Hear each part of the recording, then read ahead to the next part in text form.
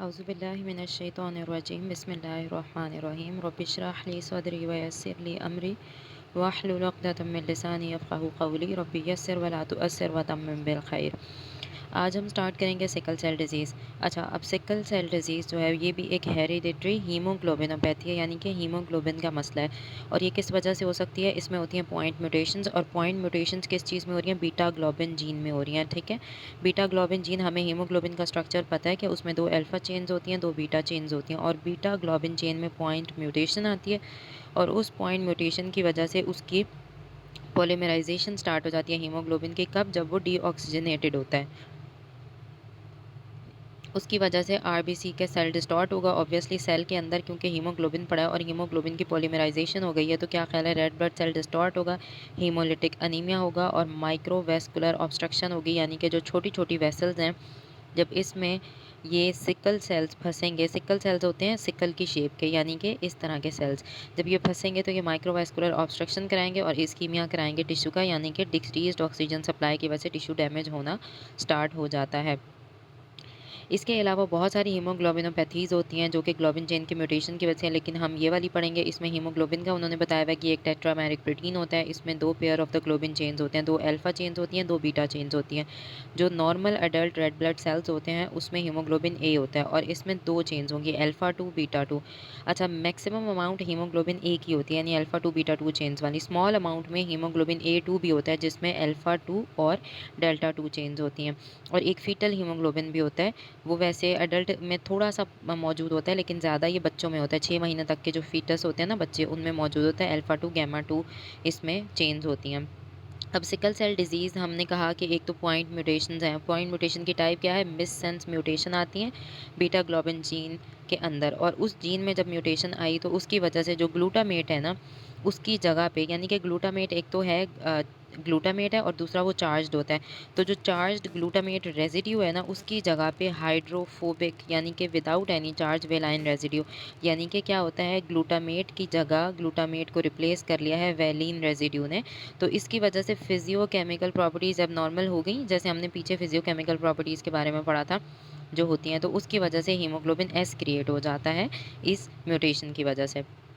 अच्छा, कुछ African population में सिकल सेल ट्रेट होता है। ये वैसे सिकल सेल एनीमिया क्योंकि होमोज़िगस कंडीशन है, रिसेसिव कंडीशन है, लेकिन ये जो इंडिविजुअल्स होते हैं ना, ये हेट्रोज़िगस होते हैं। ठीक है, तो हेट्रोज़िगस जो इंडिविजुअल्स होते हैं उसको हम कहते हैं कि इस बंदे के अंदर सिकल सेल ट्रेट है। इफेक्टेड इंडिविजुअल्स में जो सारा का सारा हीमोग्लोबिन है वो हीमोग्लोबिन एस होगा, यानी कि उसमें अल्फा 2 बीटा 2 चेन होगी, और बीटा चेन में क्या होगा कि हमारे पास सिकल सेल वाली बीटा चेन होगी, यानी ग्लूटामिक एसिड की जगह वेलिन रेज़िड्यू होगा।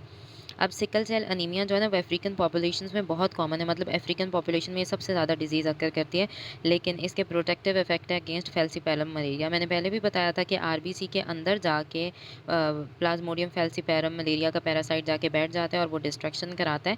लेकिन जो लोग सिकल सेल ट्रेट वाले हैं उनके आरबीसी तो डिस्ट्रॉय हो रहे हैं, टूटते फूटते जा रहे हैं, तो वो 120 डेज से पहले टूट जाएंगे। तो क्या ख्याल है, पूरा आरबीसी टूटेगा, प्लाज्मोडियम लॉस हो जाएगा? हाँ, लॉस हो जाएगा। तो प्लाज्मोडियम फैल्सीपैरम मलेरिया के खिलाफ इसका प्रोटेक्टिव इफेक्ट होता है। ठीक हो गया। उसके अलावा बहुत सारे ऐसे बच्चे हैं जिसमें पैरासाइट की डेंसिटी लोअर होती है, और किस ट्रेट में? एक तो हमने कहा कि हेट्रोज़ाइगस ट्रेट होता है जिसमें हीमोग्लोबिन ए होता है और एस होता है बच्चों में। ठीक है, तो इस कंडीशन में उनके अंदर प्रोटेक्शन हो जाती है अगेंस्ट द प्लाज्मोडियम फैल्सीपैलम मलेरिया। ये एक फ़ायदा है सिकल सेल अनीमिया का, या सिकल सेल ट्रेट जो हम कहते हैं, जो हेट्रोज़ाइगस कंडीशन है।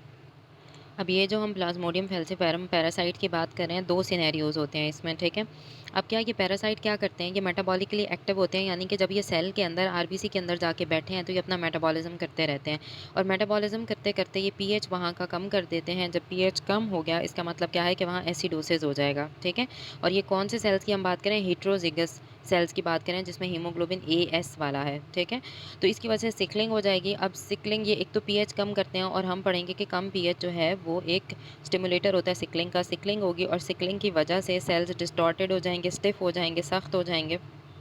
और मैंने पहले भी बताया था कि जब शेप ख़राब होती है सेल्स की, तो वो ज़्यादा चांसेस होते हैं कि वो स्प्लीन और लिवर के फेगोसाइट्स जो है उसके अंदर फंस जाएं। तो स्प्लीन और लिवर के फेगोसाइट्स क्या करते हैं, इन स्टिफ सेल्स को खाना स्टार्ट कर देते हैं और तोड़ फोड़ स्टार्ट कर देते हैं। तो क्या ख्याल है, पैरासाइट भी डैमेज हो जाएंगे? हाँ, हो जाएंगे। तो पैरासाइट लोड कम रहेगा। उसके अलावा सिकलिंग एक और काम क्या करती है कि सिकलिंग की वजह से जो मेम्ब्रेन नॉब्स होती है ना, वो नहीं बनती, क्योंकि आरबीसी सिकल हो गया, ऐसे हो गया, गोल तो है नहीं। तो इसमें एक प्रोसेस होता है कि जब पैरासाइट इफ़ेक्ट करता है ना आरबीसी को, तो पैरासाइट आरबीसी को जब इफ़ेक्ट करता है, ये सपोज़ करो आरबीसी है, जब पैरासाइट प्लाज्मोडियम फैल्सिपारम इफ़ेक्ट किया, तो वो मेम्ब्रेन के ऊपर ना कुछ नॉब्स बनवाता है, ठीक है? आरबीसी की जो मेम्ब्रेन नॉब्स बनवाता है, उसमें पैरासाइट एक प्रोटीन डलवाता है, जिसको हम क्या नाम देते हैं? PFEMP1 प्रोटीन, ठीक है? ये प्रोटीन मौजूद होता है जब प्लाज्मोडियम फैल्सिपारम मलेरिया ये नॉब्स बनवाता है। लेकिन और ये नॉब्स क्या करती हैं कि ये जो नॉब्स बनी होती है ना, ये आरबीसी को जाके एंडोथेलियम वेसल्स के एंडोथेलियम से जाके आरबीसी को चिपका देती हैं, ठीक है? और ये जो चिपकाना होता है ना, अब क्या ख्याल है, जब चिपका देती हैं अंदर फंस जाएंगे वेसल्स में आरबीसी, और फंसने की वजह से क्या होगा कि वही क्राइसिस आना स्टार्ट हो जाता है, और ऐसे लोगों को हम कहते हैं कि ये पेशेंट चले गए सेरिब्रल मलेरिया। यानी कि अगर ब्रेन की वेसल्स में ये मसला होगा, वहाँ ऑक्सीजन वगैरह नहीं जाएगी और पेशेंट को मसले होते हैं, और उसको कन्वर्जन स्टार्ट हो जाती हैं। उसके अलावा उसकी कॉन्शियसनेस इम्पेयर होना स्टार्ट हो जाती है, यानी कि दिमाग के मसले आना स्टार्ट हो जाते हैं। इसको कहते हैं सेरिब्रल मलेरिया। लेकिन सिकलिंग क्या करेगी? सिकलिंग जो है वो इन नॉब्स को बनवाना ही रोक देगी, ठीक है? तो सिकलिंग ने क्या करना है कि सिकलिंग क्या करती है कि ये जो आरबीसी पे membrane knobs Plasmodium falciparum malaria बनाता है, सिकल सेल अनीमिया के जो सेल्स होते हैं, सिकल सेल्स, वो इन नॉब्स को नहीं बनवाएंगे। जब नॉब्स ही नहीं बनेंगे, आरबीसी की एडिशन होगी नहीं होगी और सेरिब्रल मलेरिया नहीं हो सकता।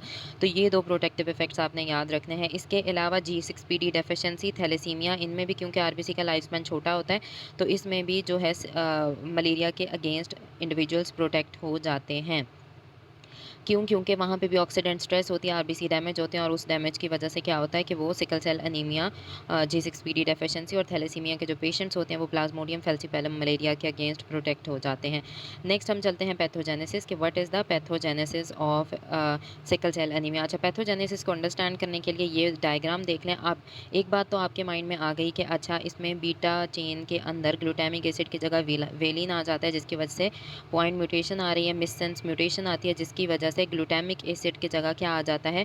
वेलिन आ जाता है, ठीक है? तो ग्लूटामिक एसिड की जगह जब वेलिन आ गया, तो ये देखो, ये चेन इम्पेयर हो गई, तो हीमोग्लोबिन ए हीमोग्लोबिन एस में कन्वर्ट हो गया। जब हीमोग्लोबिन एस होता है आरबीसी में, तो जैसे ही आरबीसी के ऊपर कोई स्ट्रेस पड़ा, उन स्ट्रेसेस के नाम मैं अभी बताऊंगी। तो डीऑक्सीजनेशन फॉर एग्जांपल एक स्ट्रेस बना, तो आरबीसी सिकल सेल में कन्वर्ट हो जाएगा।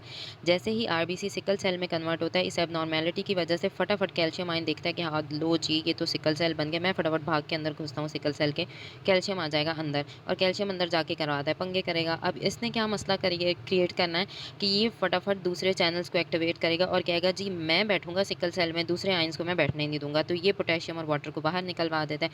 अब क्या ख्याल है, पोटेशियम वाटर बाहर जा रहा है पूरी, अंदर एक तो आयंस बाहर जा रही हैं, तो मेम्ब्रेन डैमेज होगा, हाँ ऑब्वियसली होगा।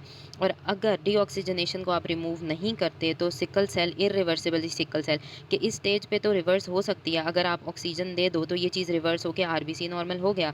लेकिन अगर आपने ऑक्सीजन नहीं दी और वो इरिवर्सिबल सिकल सेल हो गया, तो उसकी वजह से हो जाती है हेमोलिसिस। अब oxygenation the cell with dehydration और मेम्ब्रेन डैमेज, कि ऑक्सीजनेशन की वजह से शेप तो दोबारा से ठीक हो गई, लेकिन अब क्योंकि वो डिहाइड्रेशन और मेम्ब्रेन डैमेज के साथ है, और अगर फिर से उसमें डीऑक्सीजनेशन हुई और ट्रांजिट टाइम प्रोलॉन्ग हुआ, तो फिर से वो सिकल सेल में कन्वर्ट होगा और सिकल सेल जाके वेसल्स को ऑक्लूड करने लग जाएगा, ठीक है? तो यहाँ पे होता है माइक्रोवेस्कुलर ऑक्लूजन। दो चीज़ें हो रही हैं, हेमोलिसिस होती है और माइक्रोवेस्कुलर ऑक्लूजन होती है। उसके अलावा ये वाली जो स्टेप है ना, इसमें देखो कि आरबीसी की शेप नॉर्मल हो गई, लेकिन अगर फिर से ऑक्सीजनेशन होगी, तो वो दोबारा से इस फॉर्म में कन्वर्ट हो जाता है। तो इस पूरे प्रोसेस को याद रखना है पैथोफिजियोलॉजी को समझने के लिए। अब हम चलते हैं पैथोफिजियोलॉजी की तरफ। अब यहाँ से हम सिकल सेल अनीमिया की पैथोजेनेसिस को स्टडी करते हैं। अब जो मेजर पैथोलॉजिकल मैनिफेस्टेशंस हैं, क्या क्या चीज़ होती है? क्रॉनिक हेमोलिसिस चल रही है, मैंने बताया सिकल सेल बनते हैं तो उनकी हेमोलिसिस होती है। माइक्रोवेस्कुलर ऑक्लूजन, छोटी छोटी वेसल्स ऑक्लूड होती हैं। जब ऑक्लूजन होगी तो आगे पड़ा हुआ टिश्यू डैमेज होना स्टार्ट हो जाएगा। और ये सब क्यों हो रहा है? क्योंकि HbS है पॉलीमर, वो अंदर स्टैक होना स्टार्ट हो जाता है। जैसे ही डीऑक्सीजनेशन होगी, HbS पॉलीमर्स बनाएगा और वो आरबीसी को डिस्ट्रॉय करना स्टार्ट कर देगा। उसके अलावा ये जो पूरा प्रोसेस होता है डीऑक्सीजनेशन का, ये क्या करता है कि जो साइटोसोल है वो बिल्कुल एक होमोजेनस सा होता है ना, फ्रीली फ्लोइंग लिक्विड, लेकिन ये क्या करेगा कि उसमें क्लम्पी क्लम्पी उसको करा देगा और वो विस्कस जेल में कन्वर्ट हो जाएगा, थिक सा हो जाएगा, ठीक है? अब और ज़्यादा अगर डीऑक्सीजनेशन होती रही, अब HbS के मॉलिक्यूल्स क्या करेंगे कि वो बिल्कुल नीडल की शेप के, ऐसे नीडल शेप के पॉलीमर बनाना स्टार्ट कर देंगे। अब क्या ख्याल है कि आरबीसी के अंदर ये नीडल शेप है, तो ये आरबीसी को डिस्ट्रॉय नहीं करेगी? ऑब्वियसली करेगी। और इसकी वजह से एक डिस्टॉर्टेड सिकल सेल बनता है, जिसको हम हॉली लीफ शेप का होता है, यानी कि इस शेप का सेल बनना स्टार्ट हो जाता है। क्यों? क्योंकि ये देखो यहाँ से हीमोग्लोबिन है, सिकल हीमोग्लोबिन वो यहाँ से आरबीसी की मेम्ब्रेन तो हमारे पास सॉफ्ट सी होती है ना, तो उसको यहाँ से निकालेगा। अब यहाँ जाएगा तो आरबीसी की मेम्ब्रेन को इधर से ऐसा कर देगा, यहाँ जाएगा, यहाँ जाएगा, तो ये लीफ शेप की फॉर्मेशन हो जाती है, यानी कि हॉल जॉली शेप की वो बन जाएगी हमारे पास शेप सेल की। अब हम आगे चलते हैं। उसके अलावा क्या होता है कि जब हीमोग्लोबिन एस जो है इसका इंटरेक्शन दूसरे टाइप के हीमोग्लोबिन के साथ होता है, फॉर एग्जांपल कि जो हेट्रोजाइगस इंडिविजुअल्स होते हैं उसमें 40% हीमोग्लोबिन एस होता है और बाकी हीमोग्लोबिन ए होता है। अब क्या होता है कि 40% तो हीमोग्लोबिन एस है, तो ये क्या करता है कि अगर बाकी हीमोग्लोबिन ए है तो ये उसकी पॉलीमराइजेशन नहीं होने देगा, ठीक है। तो इसलिए हेट्रोजाइगस इंडिविजुअल प्रोटेक्टेड होते हैं। तो लेकिन ये वाला जो हेट्रोज़ाइगस इंडिविजुअल है, यानी कि जो हम कह रहे हैं कि आधा हीमोग्लोबिन एस है, हीमोग्लोबिन ए है, नॉर्मल कंडीशंस में हीमोग्लोबिन ए हीमोग्लोबिन एस को पॉलीमराइज़ नहीं होने देगा।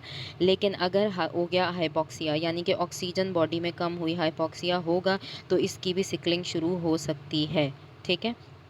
इसके अलावा हमने एक बात की कि हीमोग्लोबिन ए प्रिवेंट करता है हीमोग्लोबिन एस की सिकलिंग को, HbF बी, यानी कि जो हीमोग्लोबिन एफ होता है फीटल हीमोग्लोबिन, वो भी पॉलीमराइजेशन को इनहिबिट करता है और इसके अंदर हीमोग्लोबिन ए से ये ज़्यादा अच्छा काम कर रहा होता है, ठीक है।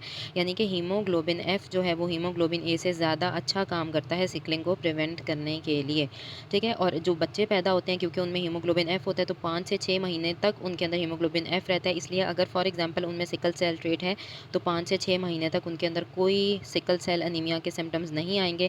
लेकिन 5 से 6 महीने बाद जब हीमोग्लोबिन एफ की कंसंट्रेशन कम होती है तो फिर उनमें सिकल सेल अनीमिया के ट्रेट्स आना स्टार्ट हो जाते हैं और हमें वो पेशेंट दिखेगा बच्चा कि इसमें जो है कोई ना कोई मसला होना स्टार्ट हो गया है। लेकिन कुछ बच्चे ऐसे होते हैं जिनके अंदर कोई मसला होता है, हेरिडिटरी परसिस्टेंट होती है उनमें फीटल हीमोग्लोबिन यानी HbF उनके अंदर पड़ा रहता है, पड़ा रहता है, पड़ा रहता है, तो ऐसे बच्चे भी प्रोटेक्टेड होते हैं।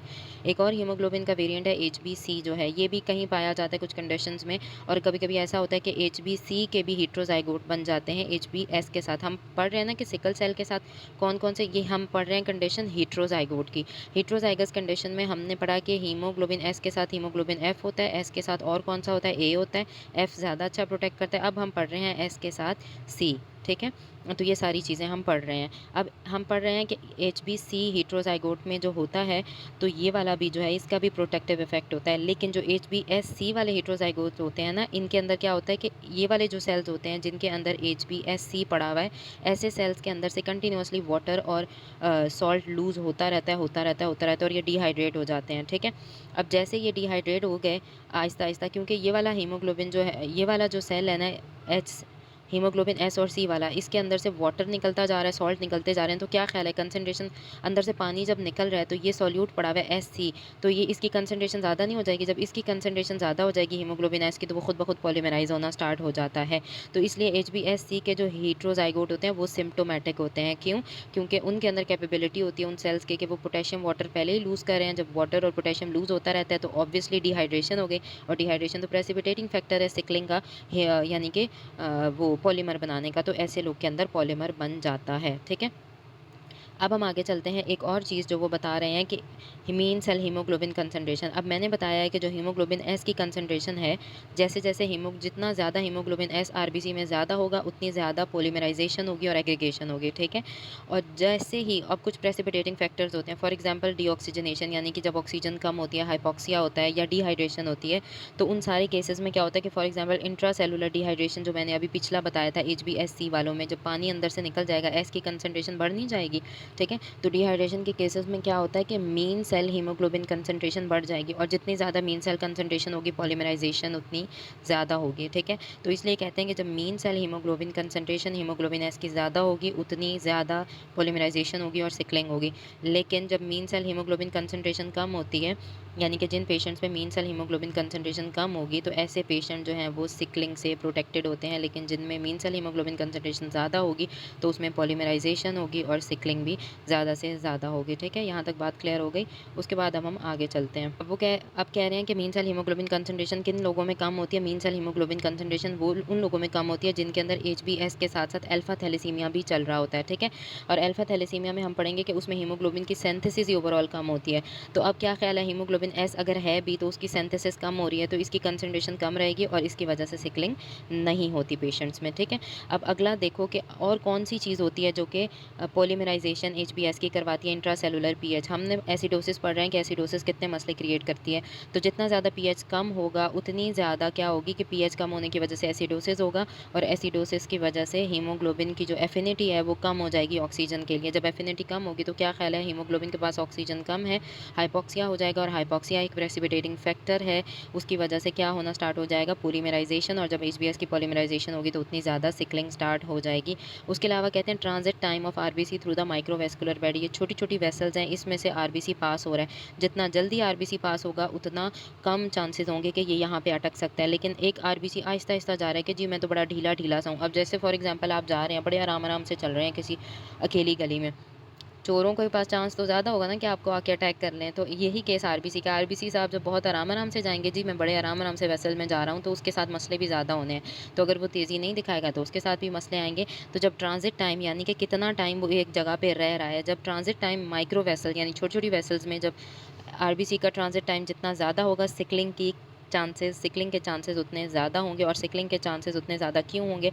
क्योंकि देखो जब वो माइक्रो ट्रांज़िट टाइम जब ज़्यादा हो गया, तो उसकी वजह से डीऑक्सीजन है, क्योंकि हीमोग्लोबिन का काम क्या है कि जहाँ-जहाँ से वो जा रहा है अपना ऑक्सीजन निकालता जा रहा है, यानी टिश्यूज़ को ऑक्सीजन देता जा रहा है ना। अब ट्रांज़िट टाइम ज़्यादा हो गया, वो काफ़ी देर से एक ही जगह पड़ा हुआ है, आहिस्ता-आहिस्ता जा रहा है, तो क्या ख़्याल है ज़्यादा से ज़्यादा उसकी ऑक्सीजन लूज़ नहीं होगी? जब ज़्यादा से ज़्यादा ऑक्सीजन लूज़ होगी तो डीऑक्सीजनेशन ज़्यादा होगी, और डीऑक्सीजनेशन होगी तो सिकलिंग वगैरह होगी। इसलिए कहते हैं कि सिकलिंग माइक्रोवेस्कुलर बेड्स, वो माइक्रोवेस्कुलर बेड जिसमें ट्रांज़िट टाइम स्लो होता है, उनमें सिकलिंग सबसे ज़्यादा होती है।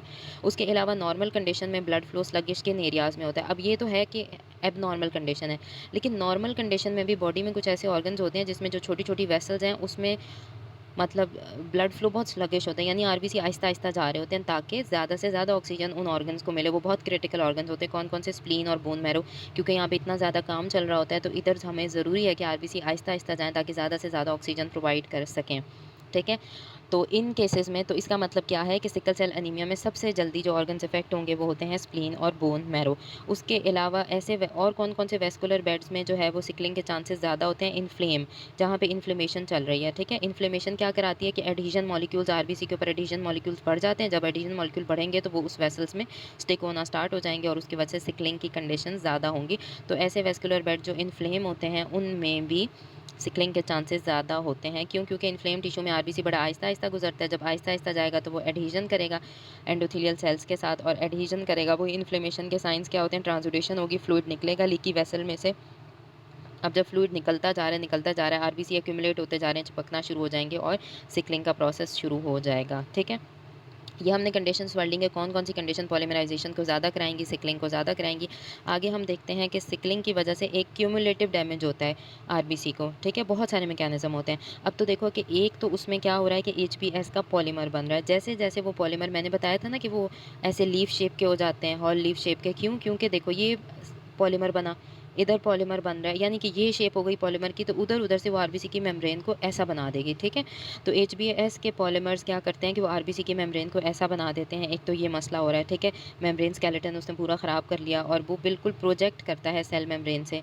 तो इसकी वजह से क्या होगा कि अब जब एक नॉर्मल गोल आरबीसी था, अब वो बेचारा ऐसा-ऐसा हो गया है, तो मेम्ब्रेन में जो सारे चैनल पड़े होंगे वो कहेंगे भाई ये क्या हुआ?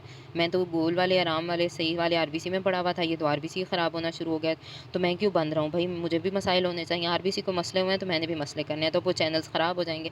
उन चैनल्स के ख़राब होने की वजह से कैल्शियम आयन अंदर आएगा, ये हम डायग्राम में पढ़ चुके हैं। अब कैल्शियम आयन अंदर आया, कैल्शियम आयन साहब अंदर आके कहेंगे कि यहाँ पे मैं अपनी सुपरमेसी मचाऊँगा, मैंने तो पोटेशियम को बैठने नहीं देना। तो वो क्या कराएगा कि मेम्ब्रेन प्रोटीन को एक्टिवेट करेगा, चैनल्स को, और उनको कहेगा कि जल्दी से, यानी उनको अपना गुलाम बनाया उसने, क्रॉस लिंकिंग कराई मेम्ब्रेन प्रोटीन को, उनको हुक्म दिया कि भाई जल्दी से इस पोटेशियम और वाटर को बाहर निकालो, सिर्फ मैंने बैठना है आरबीसी के अंदर, इनको तो बैठने नहीं देना, क्योंकि पहले ही आरबीसी का सरफेस एरिया कम हो गया, वो इस शेप के हुए हैं, तो मैं बैठूँ या पोटेशियम बैठे? तो जी वो साहब निकलवा देंगे और पोटेशियम और वाटर बाहर चला जाएगा, ठीक है? तो आहिस्ता-आहिस्ता जैसे-जैसे सिकलिंग ज़्यादा से ज़्यादा होती है, अब जितनी ज़्यादा सिकलिंग होगी, मैंने बताया कि मेम्ब्रेन ख़राब हुई तो वाटर और क्या निकल रहा है, पोटेशियम बाहर निकल रहा है। जब सारा वाटर बाहर निकल रहा है तो सेल क्या हो जाएगा, डिहाइड्रेटेड हो जाएगा, डेंस हो जाएगा, रिजिड हो जाएगा, ठीक है? और जैसे-जैसे जितना ज़्यादा ये प्रोसेस चलेगा, जितनी ज़्यादा डिहाइड्रेशन होगी, उतनी ज़्यादा डैमेज होगा और उसकी वजह से शुरू-शुरू में क्या होता है कि ये वाला जो प्रोसेस होता है, ये रिवर्सिबल होता है। यानी अगर आप ऑक्सीजन या वाटर इस सेल को दे दो, तो ये बेचारा ठीक हो जाता है।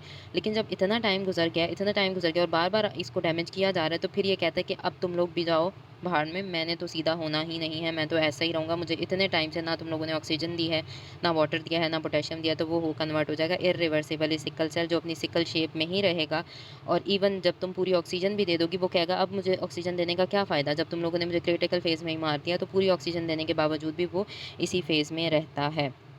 ठीक है?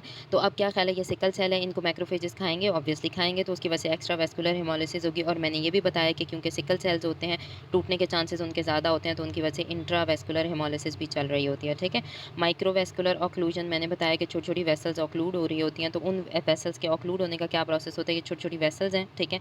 इन्होंने ऑक्लूड होना है, तो छोटी-छोटी वेसल्स के ऑक्लूड होने की वजह से अब सारे के सारे क्लिनिकल फीचर्स आ गए हैं। ठीक है? जब इर्रिवर्सिबली सिकल सेल, अच्छा ये जो फीचर्स आते हैं ना, ये इरिवर्सिबली सिकल सेल की वजह से नहीं आते, बल्कि मेम्ब्रेन डैमेज की वजह से आ रहे हैं। ठीक है? ये अगर मेम्ब्रेन डैमेज होती है आरबीसी की, और अगर साथ-साथ इन्फ्लेमेशन और वेज़ो कंस्ट्रिक्शन है, तो उस वजह से ये सारे के सारे सिम्पटम्स आ रहे हैं। ठीक है? क्यों? क्योंकि जैसे-जैसे मेम्ब्रेन कंस्ट्रिक्शन होती है, मैंने बताया कि ट्रांजिट टाइम स्लो होता है और चांसेस सिकलिंग के उतने ज़्यादा हो जाते हैं। इन्फ्लेमेशन में क्या होता है कि इंटरल्यूकिन्स रिलीज़ होते हैं, वो जाके क्या कराएँगे आरबीसी के ऊपर और एंडोथेलियल सेल के ऊपर एडहेजन मॉलिक्यूल्स बढ़ा देंगे। जैसे एडहेजन मॉलिक्यूल बढ़ेंगे, आरबीसी जाके चिपकेगा और सिकलिंग उतनी ज़्यादा से ज़्यादा हो जाएगी। ठीक है? उसके अलावा जब आरबीसी ये स्टैग्नेट भी हो जाते हैं वैस्कुलर बेड्स में, और वहाँ पे जितनी देर पड़े रहेंगे, मैंने ये बात बता दी है, उनकी ऑक्सीजन टेंशन कम हो जाएगी, तो उसकी वजह से सिकलिंग ज़्यादा से ज़्यादा होगी और छोटी-छोटी वेसल्स ऑक्लूड होना स्टार्ट हो जाएँगी। तो क्या ख़्याल है, एक विशियस साइकिल नहीं शुरू हो गया? ऑक्सीजन कम हुआ, आरबीसी डैमेज हुआ, आरबीसी सिकल सेल में कन्वर्ट हुआ, वो जाके बैठ गया वेसल्स में बैठ के वेसल्स को उसने ऑक्लूड कर दिया, और ज़्यादा डीऑक्सीजनेशन, ऑक्सीजन और ज़्यादा कम होती जाएगी, तो एक विशियस साइकिल शुरू हो जाएगा। उसके अलावा उन्होंने कहा है कि नाइट्रिक ऑक्साइड की डिप्लीशन, जब अगर नाइट्रिक ऑक्साइड कम हो जाए, उसकी डिप्लीशन हो जाए, तो ये भी एक बहुत इंपॉर्टेंट रोल प्ले करता है वेसल ऑक्लूजन में। क्यों? क्योंकि मैंने पहले भी बताया था कि नाइट्रिक ऑक्साइड का क्या काम होता है, कि नाइट्रिक ऑक्साइड ने करानी होती है वेज़ोडाइलेशन। ठीक है? और दूसरा, ये प्लेटलेट की एग्रीगेशन को इनहिबिट करता है। जब बेचारा नाइट्रिक ऑक्साइड ख़त्म हो गया, तो क्या होगा कि वेज़ोडाइलेशन होगी नहीं, वेज़ो कंस्ट्रिक्शन हो जाएगी। और मैंने बताया जितनी वेज़ो कंस्ट्रिक्शन होगी, उतनी वेसल की टोन ज़्यादा है, वेसल ज़्यादा तंग हो गई है, नैरो हो गई है, तो नैरो हो जाएगी, आरबीसी के फँसने के चांसेस ज़्यादा होंगे। ठीक है? उसके अलावा प्लेटलेट एग्रीगेशन को इनहिबिट करता है, नाइट्रिक ऑक्साइड खत्म हो गया, प्लेटलेट ज़्यादा से ज़्यादा एग्रीगेट होंगे और सिकलिंग वगैरह के चांसेस जो हैं वो बहुत ज़्यादा हो जाते हैं। ठीक है? तो ये चीज़ें जो हैं वो हमने पढ़ ली कि क्या-क्या मसले मसाइल होते हैं पैथोजेनिस। उसके बाद ये डायग्राम हम देख चुके हैं, इसको अच्छे से समझ भी चुके हैं। उसकी वजह से अब हमने पढ़ा कि नाइट्रिक ऑक्साइड के कम होने की वजह से क्या होगा, ज़्यादा से ज़्यादा प्लेटलेट एग्रीगेशन होगी और उससे ज़्यादा से ज़्यादा आरबीसी स्टेसिस होगी, सिकलिंग होगी और थ्रोम्बोसिस भी होगा। क्योंकि सिकल सेल है, वो जैसे-जैसे अटकेंगे वेसल्स में, तो वहाँ-वहाँ थ्रोम्बस बनना स्टार्ट हो जाता है। अब आगे चलते हैं हम मॉर्फोलॉजी के ऊपर। मॉर्फोलॉजी में क्या होता है कि जब हम पेरिफेरल ब्लड का स्मीयर कराएँगे, तो हमें क्या मिलेंगे, सिकल सेल्स मिलेंगे। ठीक है? उसके अलावा क्योंकि सिकल सेल्स हैं और वो भी डैमेज होते जा रहे हैं, तो बोन मैरो बेचारा ज़्यादा से ज़्यादा काम करेगा, तो रेटिकुलोसाइट्स भी हमें ज़्यादा मिलेंगे, टारगेट सेल्स भी ज़्यादा मिलते हैं। टारगेट सेल्स ये होते हैं कि एब्नॉर्मल सेल्स होते हैं, जिनके अंदर मतलब जिनके अंदर आरएनए वगैरह रिटेन रह रहा होता है। क्यों? क्योंकि इरिथ्रोपोइसिस इनइफेक्टिव हो रही है ना, कि इतनी जल्दी-जल्दी सिकल सेल बन रहे हैं और डैमेज हो रहे हैं, इनइफेक्टिव इरिथ्रोपोइसिस है, उस वजह से बनते हैं टारगेट सेल्स। और ये सब किस वजह से होता है, सेल की डिहाइड्रेशन की वजह से। हॉल जॉली बॉडीज़ भी होते हैं छोटे-छोटे, यानी कि आरबीसी के अंदर आरएनए के रेमनेंट्स रह जाते हैं और उसको कहते हैं हॉल जॉली बॉडीज़। और ये क्यों पड़ी हुई हैं? क्यों? क्योंकि एस्प्लीनिया हो रहा है इन पेशेंट्स में। हमने पढ़ा है ना कि इनकी स्प्लीन में हमारे पास हमने पढ़ा था कि वैसे ही ट्रांजिट टाइम स्लो होता है, तो स्प्लीन तो सिकल सेल वाले पेशेंट्स में एक तो ट्रांजिट टाइम स्लो है, सिकल सेल बने, उन्होंने क्या किया, स्प्लीन की वेसल्स को ऑक्लूड कर दिया, हाइपॉक्सिया व ऑक्सीजन कम हुई, तो स्प्लीन के अंदर ब्लड नहीं जा रहा, तो उसके में क्या होना स्टार्ट हो जाएगा, इस्कीमिया होना स्टार्ट हो जाएगा। इस प्रोसेस को नाम देते हैं ऑटोस्प्लीनेक्टमी, यानी उनकी स्प्लीन खुद ही ख़त्म हो रही है। क्यों? क्योंकि स्प्लीन की वेसल्स में मैंने पहले ही बताया था, ट्रांजिट टाइम स्लो होता है, सिकल सेल बनेंगे, सिकल सेल वहाँ एक्यूमुलेट होंगे, स्प्लीन को ऑक्सीजन नहीं जाएगी, जब एक ऑर्गन को ऑक्सीजन नहीं मिल रही, तो उसने डैमेज होना है कि नहीं होना, तो उसकी डेथ होना स्टार्ट हो जाती है। तो ऐसे लोगों में होता है एस्प्लीनिया, और एस्प्लीनिया होता है, और स्प्लीन का काम होता है कि आरबीसी इमैच्योर आरबीसी में आरएनए को निकालना, ख़त्म करना और मैच्योर आरबीसी बनाना जिसमें आरएनए नहीं होता। लेकिन अब स्प्लीन ही नहीं है तो क्या ख्याल है, ये आरएनए ख़त्म होगा? नहीं होगा, और उसकी वजह से ऐसे आरबीसी रहेंगे जिसमें आरएनए मौजूद है। उसके अलावा अब बोन मैरो को बहुत ज़्यादा काम करना पड़ रहा है, लेकिन इनइफेक्टिव एरिथ्रोपोइसिस है कि वो सही नहीं हो रही, तो बोन मैरो कहेगा कि भई मैं अकेला क्यों बनाऊँ, बॉडी पूरी तो इस मामले में मेरा साथ दे ना, कि और भी चीज़ें तो बनाएँ आरबीसी। तो उसकी वजह से एक्स्ट्रा मेड्यूलरी हेमाटोपोइसिस यानी बॉडी के दूसरे ऑर्गन्स में स्टार्ट हो जाती है, और वो कहाँ-कहाँ स्टार्ट होगी, वो लिवर में स्टार्ट हो जाएगी, वो दूसरी बोन्स में स्टार्ट हो जाएगी। चीक बोन्स में होगी, तो चीक बोन्स बेचारी बड़ी हो जाएँगी काम करते-करते, तो वो चीक बोन्स ऐसे लोग की प्रोमिनेंट होती है और क्रीव कट अपीयरेंस नज़र आती है, यानी कि जब हम एक्स-रे कराते हैं ना उनके हेड का, तो उस पे क्या होता है कि ये नॉर्मल हेड की बोन है, स्कल बोन है, ठीक है? और लेकिन इसमें क्या होता है कि एक्सपेंशन इस बोन की होना शुरू हो जाती है ब्लड सेल्स बनाने के लिए, तो इसको हम कहते हैं कि क्रू कट अपीयरेंस उनकी स्कल पे नज़र आती है, ठीक है? स्कल पे उनकी क्रू कट अपीयरेंस भी नज़र आना स्टार्ट हो जाती है। उसके बाद हम कहते हैं कि हाइपरबिलिरुबिनीमिया भी होगा, क्यों? क्योंकि ऐसे पेशेंट्स में क्या चल रही है, हेमोलिसिस चल रही है, तो हाइपरबिलिरुबिनीमिया और गॉलस्टोन्स बनेंगी, सारी चीज़ें हम पढ़ चुके हैं। अर्ली चाइल्डहुड में स्प्लीन एनलार्ज हो जाती है, शुरू-शुरू में एनलार्ज क्यों होती है? क्योंकि आहिस्ता-आहिस्ता मैंने कहा है ना कि सिकल सेल जाके ट्रैप हो रहे हैं, तो ट्रैप हो रहे हैं तो वहाँ स्प्लीन के पल्प्स में वो जमा होते जा रहे हैं, तो स्प्लीन बड़ी हो जाएगी, ठीक है? आहिस्ता-आहिस्ता, लेकिन क्या होगा कि जैसे-जैसे क्रॉनिक एरिथ्रोस्टेसिस होगी, जितने ज़्यादा ब्लड सेल्स जमा होते जाएँगे, उसकी वेसल्स को ऑक्लूड करते जाएँगे, तो उसकी वजह से स्प्लीन डैमेज होना स्टार्ट हो जाएगी, इन्फेक्शन होगा, और जो चीज़ डैमेज होना स्टार्ट होती है, उसमें फाइब्रोसिस खुद ब खुद शुरू हो जाता है, और आहिस्ता-आहिस्ता वो श्रिंक होती है, डेथ होना स्टार्ट हो जाती है उसकी। तो और ये जो श्रिंकेज होती है ना, ये सिर्फ़ और सिर्फ़ कब होती है? हमने अभी पढ़ा है कि बच्चों में यानी कि अर्ली चाइल्डहुड में स्प्लीन एनलार्ज होगी, लेकिन बड़ों में स्प्लीन जो है उसका इन्फेक्शन होगा और ऑटो स्प्लीनेक्टमी होगी, यानी कि स्प्लीन ख़त्म हो जाएगी। क्यों? क्योंकि फाइब्रस स्प्लीनिक टिश्यू ही बाकी बच जाता है, बाकी सारा फंक्शनल टिश्यू ख़त्म हो जाता है, और इसको कहते हैं ऑटो स्प्लीनेक्टमी। इसके अलावा जो वेस्कुलर ऑक्लूजन की वजह से इन्फेक्शन हुए हैं, अब मैंने बताया कि हमारे क्रिटिकल ऑर्गन्स में जब वेसल ऑक्लूड होंगे, ऑक्सीजन नहीं जाएगी तो वो डैमेज होंगे, और वो कौन-कौन से होते हैं? बोन्स को मसला होगा, ब्रेन को, किडनी को, लिवर को, रेटिना को, और पल्मोनरी वेसल्स को, और कोर पल्मोनेल होता है। कोर पल्मोनेल का क्या मतलब होता है? कोर पल्मोनेल होता है कि ये फॉर एग्ज़ाम्पल हमारे पास है हार्ट, ठीक है? ऐसा हार्ट बना रही हूँ, वैसे हार्ट ऐसा होता नहीं है मेडिकल में, लेकिन मेरा हार्ट ऐसा ही होगा, ठीक है, आज के लिए। ये हो गया, सपोज़ करो ये राइट साइड है, ठीक है? यहाँ पड़ा हुआ है लंग्स। अब राइट साइड के जो हार्ट होता है ऑब्वियसली वो क्या कर रहा होता है कि वो ब्लड ले रहा है कि इधर पल्मोनरी वेसल्स के साथ कनेक्टेड होता है ना, राइट साइड ऑफ हार्ट। हमने बताया कि लेफ्ट हार्ट हमारी बॉडी को ब्लड देता है, और राइट हार्ट जो है वो लंग्स की तरफ से लंग्स के पास ब्लड लेके जाता है। तो अब क्या ख्याल है, पल्मोनरी वेसल्स में ऑक्लूजन हुई हुई है, वो यहाँ से छोटी-छोटी हो गई हैं, वेसल्स ऑक्लूड हुई हुई हैं, तो आगे ब्लड जाएगा? नहीं जाएगा, सारा पीछे जमा होता जाएगा। तो राइट हार्ट कहेगा कि भई अब मुझ पे क्यों बोझ डालना शुरू कर दिया, मेरी ये कैपेसिटी है, मैं तो सिर्फ सपोज़ करो 100 ml ब्लड रख सकता हूँ, तुम तो इतना ब्लड दे रहे हो, तो मैं तो भई काम ही नहीं कर रहा, ठीक है? अब वो काम ही नहीं करेगा, वो बेचारा डैमेज होना स्टार्ट हो जाएगा और उसका फेलियर हो जाएगा। तो right heart failure due to pulmonary condition, due to pulmonary vessel occlusion या पल्मोनरी हाइपरटेंशन, इसको हम कहते हैं कोर पल्मोनेल, ठीक है? कोर पल्मोनेल की समझ आ गई। उसके बाद जो एडल्ट पेशेंट्स होते हैं उसमें वेस्कुलर स्टैग्नेशन चल रही है सबक्यूटेनियस टिश्यू में, हमारी स्किन में। तो अब जब स्किन को जो ऑक्सीजन नहीं मिलेगी तो स्किन में क्या बनना शुरू हो जाएंगे? अल्सर, यानी कि ये स्किन है और यहाँ सुराख होना शुरू हो जाएगा। क्यों? क्योंकि यहाँ से स्किन डैमेज हो गई है। तो ये जो एपिथेलियम है ये ब्रीच हो जाएगी, ये डैमेज हो जाएगी, तो इस चीज़ को कहते हैं अल्सर। अल्सर का क्या मतलब होता है कि breach in the continuity of epithelium due to decreased oxygen.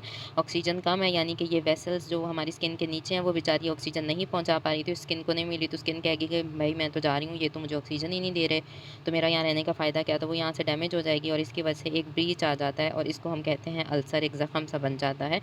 और ये ज़्यादातर बड़ों में होते हैं, बच्चों में ये चीज़ भी बहुत ज़्यादा रेयर होती है, ठीक है?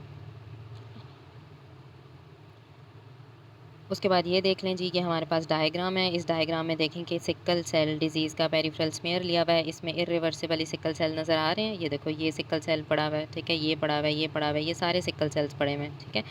सिकल सेल्स नज़र आएँगे, टारगेट सेल्स नज़र आएँगे। अब इनइफेक्टिव, ये जो एन आइसोसाइटोसिस और पोइकिलोसाइटोसिस होता है, ये होता है इनइफेक्टिव एरिथ्रोपोइसिस की वजह से। अब क्योंकि इनइफेक्टिव एरिथ्रोपोइसिस चल रही है, तो ये देखो सेल डिफरेंट शेप, साइज़ और फॉर्म के हैं। ये देखो, ये पेंसिल सेल भी पड़ा हुआ है जिसको हम पोइकिलोसाइटोसिस कहते हैं, डिफरेंट शेप के सेल्स पड़े हुए हैं। तो इस सारी चीज़ को हम कहते हैं एनाइसोसाइटोसिस और पोइकिलोसाइटोसिस। ये आयरन डेफिशिएंसी एनीमिया में भी होता है, ये सिकल सेल एनीमिया में भी हो रहा है। क्यों? क्योंकि जहाँ-जहाँ इनइफेक्टिव एरिथ्रोपोइसिस होगी, वहाँ-वहाँ ये सारे मसले होते रहेंगे, एनाइसोसाइटोसिस, पोइकिलोसाइटोसिस, ठीक है? अब आगे देख लो कि यहाँ पे भी हमारे पास अब हायर मैग्नीफिकेशन पे ये पड़ा हुआ है सिकल सेल। ये देखो छोटा सेल है, ये बड़ा सेल है और ये बीच में खाली है। इसको हम क्या बोल रहे हैं? Target cell. ये भी टारगेट सेल पड़ा हुआ है। टारगेट होता है ना, जैसे फॉर एग्जांपल हम जहाँ तीर मारते हैं ऐसा बना होता है टारगेट। तो इस तरह के सेल्स हमारे पास सिकल सेल में बन जाते हैं। ठीक हो गया? अच्छा, ये सारी चीज़ें हमने पढ़ ली। ये डायग्राम देख ली सिकल सेल की। अब ये देख लो, ये स्प्लीन ऐसी हो जाती है। यानी कि जो सिकल सेल के पेशेंट्स होते हैं ना, उनकी स्प्लीन, मैंने क्या कहा था कि ऑटो स्प्लीनेक्टमी होती है। बच्चों में नहीं होती। बच्चों में क्या होता है कि बच्चों में स्प्लीनेक्टमी नहीं होती, बच्चों में स्प्लीन बड़ी हो जाती है। लेकिन जो एडल्ट्स हैं उसमें क्या होता है कि स्प्लीन ख़त्म हो जाती है, ऑटो स्प्लीनेक्टमी होती है। ये बात याद रखनी है, ठीक है? अब यहाँ पे देखो कि ये वाला हमारे पास स्प्लीन का है, तो इसमें ये देखो कि ये कंजेस्टेड नज़र आ रहे हैं स्प्लीन के पल्प्स, यानी कि स्प्लीन के कॉर्ड्स, स्प्लीन की साइनोसॉइड्स में सारे के सारे आरबीसी आके बैठ गए हैं। कह रहे हैं हाँ जी हम तो सिक्वेस्ट्रेशन कर रहे हैं, ठीक है? तो ये सारे आके बैठ गए हैं। तो ये देखो ये सारे आरबीसी जमा हुए हैं पल्प में। अब यहाँ पे देखो कि ये देखो ये आरबीसी सारे जमा हुए हैं, ठीक है? ये देखो ये आरबीसी स्प्लीनिक कॉर्ड्स में जमा हुए हैं और ये फाइब्रस टिश्यू नज़र आ रहा है जहाँ कोई सेल नहीं है। देखो ये फाइबर्स पड़े हुए हैं, ये पूरा फाइब्रस टिश्यू पड़ा हुआ है, ठीक है? तो बड़ों में हमने पढ़ा था कि स्प्लीन में क्योंकि जहाँ फंक्शनल चीज़ खत्म हो जाए वहाँ फाइब्रस आ जाता है कि भाई जब काम की चीज़ नहीं है तो मैं बैठ जाता हूँ यहाँ पे। तो जहाँ पे भी फंक्शनल सेल्स नहीं होते वहाँ फाइबर्स बनना स्टार्ट हो जाते हैं, इसको कहते हैं फाइब्रोसिस। तो यहाँ पे भी क्या हो रहा है? फाइब्रोसिस हो रहा है। क्यों? क्योंकि यहाँ पे फंक्शनल सेल्स स्प्लीन के अंदर ख़त्म हो रहे हैं। क्यों? क्योंकि यहाँ पे स्प्लीन की कॉर्ड्स में हमने बताया था कि एक तो वैसे ही स्टेसिस होती है, यानी कि ब्लड फ्लो वैसे ही स्लो है, उसके अलावा जी सिकल सेल भी आके बैठना शुरू हो गए हैं। तो इस सारे मसले की वजह से हो रही है ऑटोस्प्लीनेक्टमी और ये हिस्टोलॉजी है, इस बात को याद रखना है। ठीक हो गया? ये डायग्राम हमें समझ आ गई। अब हम आगे चलते हैं क्लिनिकल फीचर्स। अब क्लिनिकल फीचर्स हमें फटाफट आ जाएंगे। क्यों? क्योंकि हमने सारी पैथोजेनेसिस और सब चीज़ें समझ ली हैं। अब क्या हो रहा है? अनीमिया। और अनीमिया कौन सा हो रहा है? Haemolytic anaemia. हीमोलिटिक अनीमिया के सारे कैरेक्टरिस्टिक याद करो, वो इसमें लिख देने या सोचने हैं। हीमोलिटिक अनीमिया हो रहा है, बोन मैरो ज़्यादा काम करेगा, रेटिकुलोसाइट बनाएगा तो हमें रेटिकुलोसाइटोसिस मिलेगी। उसके अलावा हीमोलिटिक अनीमिया मिल रहा है तो अनकॉन्जुगेटेड बिलीरुबिन ज़्यादा होता है, ठीक है? अनकॉन्जुगेटेड बिलीरुबिन ज़्यादा होता है तो उसकी वजह से हाइपर बिलीरुबिनीमिया हो जाएगा, ठीक है? उसके अलावा इर्रिवर्सिबल सिकल सेल्स नज़र आएंगे। ये सारी चीज़ें हमें नज़र आती हैं पेशेंट के ब्लड में। उसके अलावा क्या होता है कि पेशेंट जो है, हाँ, जैसे-जैसे पेशेंट को हाइपॉक्सिया होगा यानी कि उसकी ऑक्सीजन कम होगी, वैसे-वैसे सिकल सेल ज़्यादा से ज़्यादा बनेंगे, वेसल्स को ऑक्लूड करेंगे। तो क्या ख़्याल है? वेज़ो ऑक्लूसिव क्राइसिस होगा, पेशेंट को ऑक्सीजन नहीं मिलेगी टिश्यूज़ को तो उसको दर्द होना स्टार्ट हो जाएगा, तो इसको हम कहते हैं पेन क्राइसिस। और जैसे-जैसे इन्फेक्शन होगा, डिहाइड्रेशन होगा, एसिडोसिस होगी, ये चीज़ें उतनी ज़्यादा होती जाएँगी। और कौन-कौन से ऑर्गन्स इफ़ेक्ट हुए हैं मैंने बताया, bone, lung, liver, brain, spleen and पीनस effect होगी। अब बच्चों में जो पेन क्राइसिस होता है वो बच्चों में ज़्यादा होता है क्योंकि बच्चों की बोन्स ग्रो कर रही होती हैं, बच्चों की कद जल्दी बढ़ता है ना, बच्चों की बोन्स ग्रो कर रही होती हैं, उनको ज़्यादा ब्लड चाहिए तो उनके अंदर ये चीज़ ज़्यादा हो जाती है। और जब बच्चा हड्डी के पेन के साथ आए तो आपने लाज़मी ये बात ज़हन में रखनी है कि उसको आपने डिफरेंशिएट करना है। एक्यूट ऑस्टियोमाइलाइटिस क्या होता है कि बोन का इन्फेक्शन होता है, कोई ऑर्गेनिज्म आके इफ़ेक्ट करता है और वहाँ पे सारा का सारा पस बनती है, इन्फेक्शन शुरू होता है, दर्द शुरू होता है, उसको कहते हैं एक्यूट ऑस्टियोमाइलाइटिस। तो आपने इस चीज़ को डिफरेंशिएट करना है कि क्योंकि पेन क्राइसिस हीमोलिटिक एनीमिया, ये जो सिकल सेल एनीमिया का बच्चा भी पेन क्राइसिस के साथ आएगा, लेकिन आपने इस बात को ज़हन में रखना है कि मैंने डिफरेंशिएट करना है पेन क्राइसिस को, एक्यूट ऑस्टियोमाइलाइटिस के पेन को मैंने जो है वो सिकल सेल एनीमिया के पेन क्राइसिस से डिफरेंशिएट करना है, ठीक है? उसके अलावा हम देखते हैं कि हैंड फुट सिंड्रोम भी होता है, यानी हाथों और पैरों में दर्द होना स्टार्ट होता है, इन्फ्लेमेशन शुरू होना स्टार्ट होती है, इनकी हड्डियों में शुरू होती है, इसको डेक्टाइलाइटिस कहते हैं। क्यों? क्योंकि ऑक्सीजन नहीं मिल रही है। एक्यूट चेस्ट सिंड्रोम के मैंने बताया था कि ये हैं लंग्स, और लंग्स के अंदर भी वेसल्स जा रही होती हैं। जब वेसल्स ऑक्लूड हो गई सिकल सेल से तो क्या ख्याल है? लंग के सारे मसले होंगे, पेशेंट को बुखार होना शुरू हो जाएगा, खांसी होना शुरू हो जाएगी, चेस्ट में दर्द होना शुरू हो जाएगा, पल्मोनरी इन्फिल्ट्रेट यानी कि लंग्स में इन्फ्लेमेटरी सेल्स जमा होंगे। जब हाइपॉक्सिया होता है, हाइपॉक्सिया ऑक्सीजन कम होती है एक जगह पे, तो उस टिश्यू में इन्फ्लेमेशन शुरू हो जाती है और इन्फिल्ट्रेट्स मिलेंगे हमें, ठीक है? उसके अलावा क्यों? क्योंकि ब्लड फ्लो इसका कैसा हो गया? Spleen like. हमने पढ़ा था ना कि स्प्लीन और बोन मैरो में पहले ही ब्लड जो है वो स्लो होता है, लेकिन यहाँ पे भी ब्लड फ्लो स्प्लीन लाइक हो गया, यानी कि आहिस्ता आहिस्ता आहिस्ता आगे जाएगा, ठीक है? तो अब वैज़ो ऑक्लूजन की वजह से, लेकिन अब लंग जो है उसको तो काम करना होता है और उसको ऑक्सीजन ज़्यादा चाहिए, तो पल्मोनरी फंक्शन कॉम्प्रोमाइज़ हो जाता है और उसकी वजह से क्या होता है कि पल्मोनरी हाइपॉक्सिया होता है जो इस लेवल पे होता है, यानी कि हमारे टिश्यू के लेवल पे हाइपॉक्सिया होता है, लेकिन जो ब्लड में ऑक्सीजन कम होती है उसको कहते हैं हाइपॉक्सीमिया, ठीक है? तो जब लंग्स ही काम नहीं करे, लंग्स का काम होता है ऑक्सीजन ब्लड को देना, लंग्स काम नहीं करे, हाइपॉक्सिया होगा, जब ब्लड में ऑक्सीजन नहीं जाएगी तो उसकी वजह से हाइपॉक्सीमिया भी होगा, उतनी ज़्यादा सिकलिंग होगी और सिकलिंग के साथ साथ वेज़ो ऑक्लूजन भी स्टार्ट हो जाएगी। अब आ जाओ प्रियापिज़म पे। प्रियापिज़म क्या होता है कि इरेक्टाइल डिसफंक्शन, यानी कि इसमें क्या होता है कि जो पीनस होती है ना, उसके जो मसल्स होते हैं वो बहुत ज़्यादा, यानी कि नॉर्मली जब सेक्सुअल इंटरकोर्स करते हैं मेल्स, तो उसमें क्या होता है कि वो जो टिश्यूज़ होते हैं ना, यानी कि पीनस का जो टिश्यू होता है वो कॉन्ट्रैक्ट करता है, ठीक है? तो इरेक्शन, उस प्रोसेस को नाम देते हैं इरेक्शन का, और वो सेक्सुअल इंटरकोर्स में ज़रूरी होता है, ठीक है? तो अब क्या होता है कि ऐसे लोग, जो इनमें क्या हो रहा है कि ऑक्सीजन जा ही नहीं, हाइपोक्सेमिक डैमेज है, तो इरेक्टाइल डिसफंक्शनिंग हो जाती है और बहुत पेनफुल इरेक्शन के साथ आते हैं, यानी कि उनको ऑक्सीजन नहीं मिलती पीनस के एरिया पे, तो बहुत पेन होता है और ऐसा पेशेंट प्रियापिज़म के साथ आता है। अब क्या ख्याल है, ये ब्रेन पड़ा हुआ है, इग्नोर माय ब्रेन, मेरा ब्रेन भी अंडे जैसा ही है, लेकिन इस ब्रेन में क्या होता है कि अब वेसल्स में से सिकलिंग हो गई, ठीक है, ऑक्सीजन नहीं जा रही, तो ब्रेन में क्या होगा, स्ट्रोक होना स्टार्ट हो जाएगा। हार्ट में क्या होगा, हार्ट में एंजाइना होना स्टार्ट हो जाएगा, ठीक है। वो चीज़ें जहाँ जहाँ जो जो मसला होगा उसको याद कर लेना है। आइज़ भी इंपॉर्टेंट है। आइज़ में जब, अब अगेन मेरी आई की ड्राइंग को भी इग्नोर करें, आई में जब जाएगी, मतलब ऑक्सीजन नहीं जाएगी, तो क्या ख्याल है कि रेटिना हमारा बहुत इंपॉर्टेंट ऑर्गन होता है ना, रेटिनोपैथी हो जाएगी और ऐसे लोग की आई साइट भी लॉस होना स्टार्ट हो जाती है, ठीक है। तो ये सारी चीज़ें हमने क्लिनिकल फीचर्स वगैरह पढ़ लिया, आगे हम देखते हैं कि इसका ट्रीटमेंट वगैरह क्या कर सकते हैं। अच्छा, ये देख लें जी, ये हुआ हुआ है ऑटो इन्फार्क्शन स्प्लीन का, कि इतनी छोटी सी हो गई है बेचारी, क्यों? क्योंकि इसको सिकल सेल्स ने इसका बेड़ा गर्क कर दिया भाई। आगे चलते हैं जी, हमने देख लिया कि नाइट्रिक ऑक्साइड की डिप्लीशन हमने पढ़ ली थी, वो क्यों होती है? क्यों? क्योंकि जब फ्री हीमोग्लोबिन इतना ज़्यादा है, क्योंकि ये सिकल सेल है, इसकी हेमोलिसिस हुई, इसमें से हीमोग्लोबिन रिलीज़ हुआ और हीमोग्लोबिन ब्लड में ऐसे ही फ्री होकर फिर ही जा रहा है। तो ब्लड कहते हैं कि ये क्यों इतना ज़्यादा है? तो नाइट्रिक ऑक्साइड बेचारे को खाना शुरू कर देता है, तो ये इस किस्म के काम कर रहा होता है, ठीक है। उसके अलावा सिक्वेस्ट्रेशन क्राइसिस मैंने बताया है कि बच्चों में होता है, इंटैक्ट स्प्लीन जिनकी होती हैं, क्यों? क्योंकि उनकी जो स्प्लीन की वेसल्स होती हैं उसमें सिकल सेल जाके फंसना शुरू हो जाते हैं और उसकी वजह से होता है सिक्वेस्ट्रेशन क्राइसिस, और बच्चों में स्प्लीन एनलार्ज होती है, ठीक है। उसके अलावा हाइपोवोलीमिया हो जाएगा और कभी-कभी बच्चे शॉक में भी चले जाते हैं। उसके अलावा मैंने एक्यूट चेस्ट सिंड्रोम बताया था कि इन पेशेंट्स में जब लंग्स को हमारे पास ऑक्सीजन नहीं जाती तो उनकी चेस्ट में बहुत ज़्यादा पेन होना स्टार्ट हो जाता है, हाइपोक्सीमिया होगा, हाइपोक्सिया होगा, क्योंकि ऑक्सीजन सही नहीं लंग्स ले पाएँगे। तो ऐसे लोगों को फटाफट एक्सचेंज ट्रांसफ्यूजन देने की ज़रूरत है, क्यों? क्योंकि उनको ऑक्सीजन नहीं मिल रही लंग्स को, और उनके अपने आरबीसी तो इस काबिल है ही नहीं, इस काम के, किसी काम के नहीं है, वो सिकल सेल बन के बैठे हुए हैं, तो हमें बाहर से उसको जल्दी-जल्दी ट्रांसफ्यूजन देनी पड़ेंगी ताकि सही वाले आरबीसी आएँ और उसको ऑक्सीजन देना शुरू करें।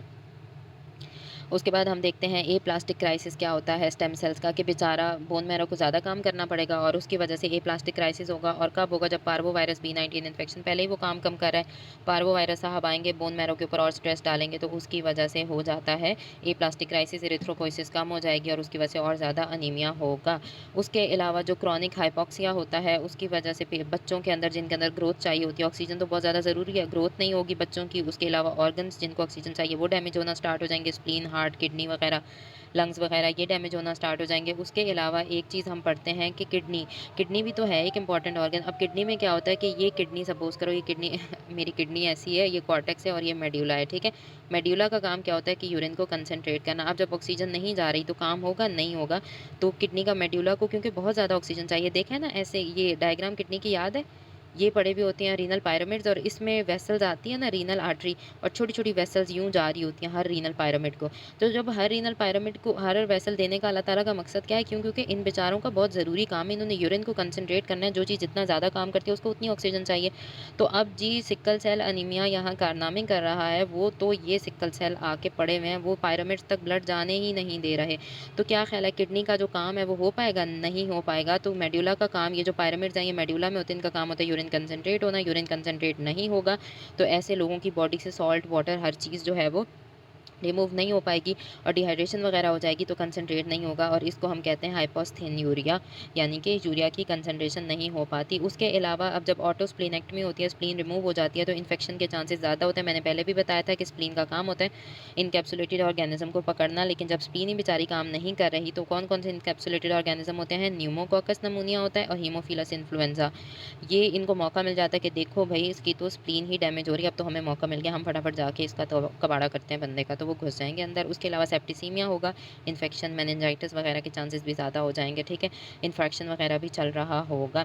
इसके अलावा क्या होता है कि कॉम्प्लीमेंट पाथवे भी, क्योंकि जहाँ पूरी मसला क्या है, ऑक्सीजन कम हो रही है, आगे ऑक्सीजन टिश्यूज़ को नहीं जा रही, कॉम्प्लीमेंट पाथवे भी सही काम नहीं करेगा और उसकी वजह से बैक्टीरिया की ऑप्सोनाइज़ेशन भी नहीं होगी, यानी कि पहले जो कॉम्प्लीमेंट हमने पढ़ा था ना कि C3b का काम क्या होता है कि वो ऑप्सोनिन के तौर पे काम करता है, सारे बैक्टीरिया को पकड़ के मैक्रोफेजेस के पास लेके जाता है। अब यहाँ पे क्या हो रहा है कि एक तो हमारी बेचारी स्प्लीन के मैक्रोफेज मैक्रोफेजेस भी डिस्ट्रॉय हो गए हैं और दूसरी बात ये कि जी बैक्टीरिया को मौका मिल गया कि एक तो स्प्लीन भी नहीं है, बैक्टीरिया को 2 तरह से फ़ायदा हो रहा है। एक तो स्प्लीन भी नहीं है, स्प्लीन खत्म हो गई है यानी कि मैक्रोफेज ही नहीं रहा, मैक्रोफेज खत्म हो गया। दूसरा क्या काम हो रहा है कि उसकी एक्टिवेशन भी नहीं हो रही, यानी एक तो कॉम्प्लीमेंट एक्टिवेट भी नहीं हो रहा और दूसरा जहाँ कॉम्प्लीमेंट ने बैक्टीरिया को लेके जाना था वो चीज़ भी खत्म हो गई। दोनों चीज़ें खत्म हो गई तो बैक्टीरिया इतना खुश है कि मैं तो हर तरह से प्रोटेक्टेड हूँ, ठीक है?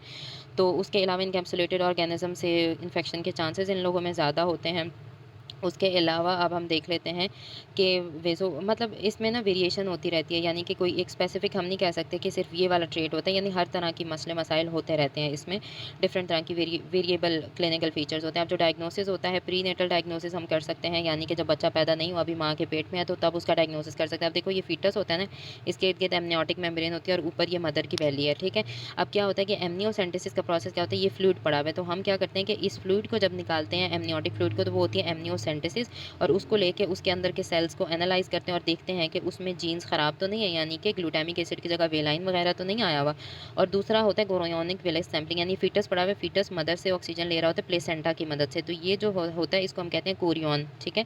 तो ये कोरियोनिक सेल्स होते हैं। तो कोरियोनिक विलेज सैंपलिंग में क्या होता है कि हम ये वाले सेल्स यानी कि मदर की बैली से वो ऐड करते हैं, कोई इंजेक्शन वगैरह डालते हैं और यहाँ से टिश्यू ले लेते हैं और टिश्यू ले लेते हैं और उसकी सैंपलिंग करते हैं और सैंपलिंग में हम देखते हैं कि इसमें कोई जीन के मसले तो नहीं है। अगर उसमें भी हमें जीन के मसले नज़र आएँ तो हमें फटाफट पता चल जाता है, अच्छा इस बच्चे में जो है वो सिकल सेल एनीमिया हो सकता है, तो हम पहले से ही कोई ना कोई काम कर लेते हैं। ट्रीटमेंट क्या होती है सिकल सेल एनीमिया की? ट्रीटमेंट में हम डीएनए सिंथेसिस का इन्हिबिटर देते हैं जिसका नाम है हाइड्रोक्सी यूरिया, ताकि डीएनए सिंथेसिस जो ग्लूटामिक एसिड की जगह वेलाइन बनता जा रहा है उसको रोका जा सके। हाइड्रोक्सी यूरिया देते हैं। हाइड्रोक्सी यूरिया क्या करता है, एक तो ये एचबीएफ के लेवल को बढ़ा देता है और हमने पढ़ा था कि एचबीएफ कितना अच्छा होता है कि ये तो सिकलिंग होने ही नहीं देता। दूसरा ये जो हाइड्रोक्सी यूरिया होता है इसका एंटी होगी बॉडी में, तो ल्यूकोसाइड कम से कम बनेंगे। जब ल्यूकोसाइड कम से कम बनेंगे तो क्या ख्याल है एडहेजन मॉलिक्यूल एक्सप्रेस होंगे? नहीं होंगे। जब एडहेजन मॉलिक्यूल एक्सप्रेस नहीं होंगे इन्फ्लेमेशन कम होगी और हमारे सेल्स प्रोटेक्टेड हो जाएंगे, ठीक है? और जब हाइड्रोक्सी यूरिया को एल ग्लूटामीन के साथ मिलाते हैं तो ये पेन क्राइसिस को ख़त्म करता है, ठीक है? ओवरऑल ऑक्सीडेटिव स्ट्रेस को कम करता है, यानी कि जो पूरी ऑक्सीडेटिव रेडिकल्स बन रहे हैं आरबीसी में उसको कम करता है। उसके अलावा क्योंकि इनके अंदर हेमाटोपोइटिक स्टेम सेल्स का मसला आ रहा है तो हम वो ट्रांसप्लांट करा सकते हैं, क्योर हो सकता है। और नई थेरेपी क्या चल रही है कि उसकी जीन एडिटिंग करा दी जाती है पेशेंट की, जीन एडिटिंग के थ्रू भी ये मसले सॉल्व हो रहे हैं।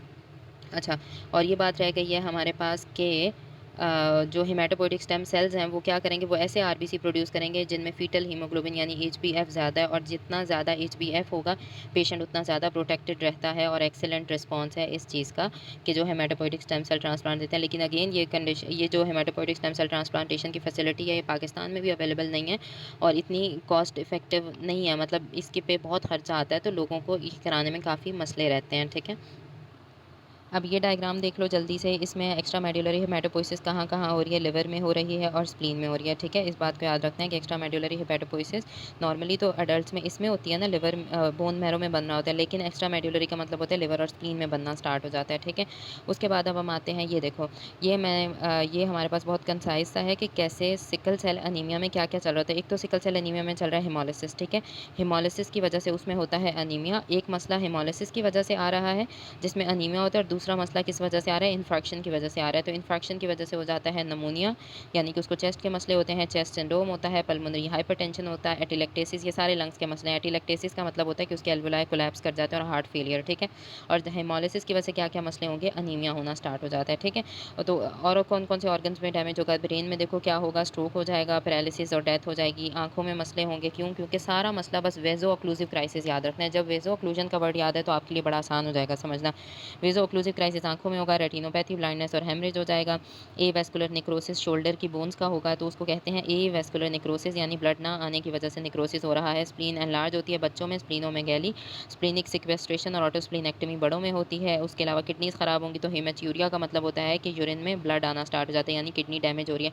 और हाइपोस्थेन्यूरिया का मतलब है कंसंट्रेट नहीं हो पा रहा यूरिन, तो यूरिन कैसा बन रहा है, डाइल्यूट बन रहा है। उसके अलावा यहाँ पे देखो हिप बोन होती है ना, फीमर, उसमें ए वेस्कुलर नेक्रोसिस हो रहा है, पेट में दर्द होता है, एब्डोमिनल पेन होता है, डेक्टाइलाइटिस, ये देखो इसकी जो उँगलियाँ वगैरह हैं उसमें इन्फ्लेमेशन शुरू हो जाती है, हैंड फुट सिंड्रोम, प्रिएपिज्म, ये पीनस के लेवल के ऊपर पेनफुल इरेक्शन होना स्टार्ट हो जाएगी। उसके अलावा इस बोन में देखो पेन, ऑस्टियोमाइलिटिस के इन्फेक्शन ज़्यादा चांसेस होते हैं और ये देखो अल्सर है, ठीक है? तो इस डायग्राम को रिव्यू कर लोगी तो सारा बड़े अच्छे से रिव्यू हो जाएगा। अब ये 2 चीज़ें क्लिनिकल मैनिफेस्ट, अब ये डायग्राम इतनी क्लियर नहीं है लेकिन बस कोशिश करो समझने की कि सिकल सेल एनीमिया में 2 मसले होते हैं, एक हेमोलिसिस की वजह से और दूसरा ऑक्लूजन की वजह से। हेमोलिसिस की वजह से क्या होगा? अनीमिया, जॉन्डिस, गॉलस्टोन, और माइक्रोवेस्कुलर ऑक्लूजन की वजह से क्या-क्या होगा? वेसल ऑक्लूड होंगी ब्रेन की तो स्ट्रोक हो जाएगा, एक्यूट चेस्ट सिंड्रोम हो जाएगा, हैंड फुट सिंड्रोम हो जाएगा। उसके अलावा बोन्स का नेक्रोसिस होगा, उसको कहते हैं auto necrosis, occlusion retinal vessels की होगी, पेनफुल इरेक्शन होगी जिसको प्रिएपिज्म कहते हैं और लेग अल्सर्स बनना शुरू हो जाएंगे। तो this is all about sickle cell anaemia.